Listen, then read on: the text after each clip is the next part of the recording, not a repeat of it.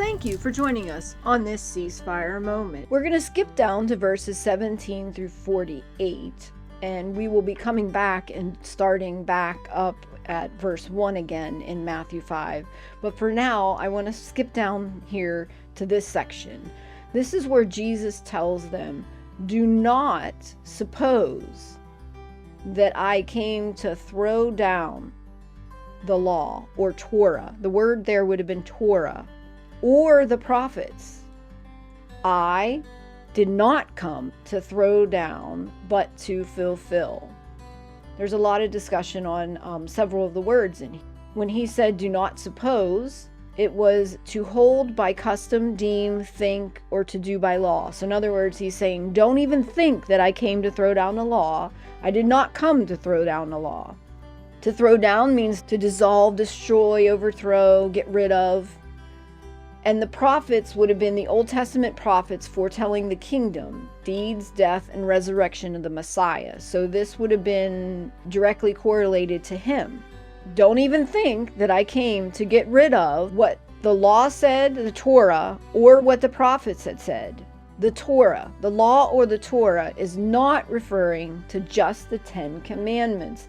In our mind, we keep thinking when we hear the words law, we tend to think of 10 Commandments. It was not the 10 Commandments to the people who are listening to this. Remember, this is Matthew writing. He wasn't allowed to give a testimony in a court of law. The law of the temple at that time found him to be unclean and unredeemable. There was no way that Matthew could have done anything to make himself clean or righteous or pure in his mind. When he's writing this, he knows exactly what he's talking about when he says the law and the prophets, because it was a condemning thing to him at that time. But the law and the Torah, it meant the first 5 books of our Bible today. It would have been in the first 5 books, not the 10 Commandments.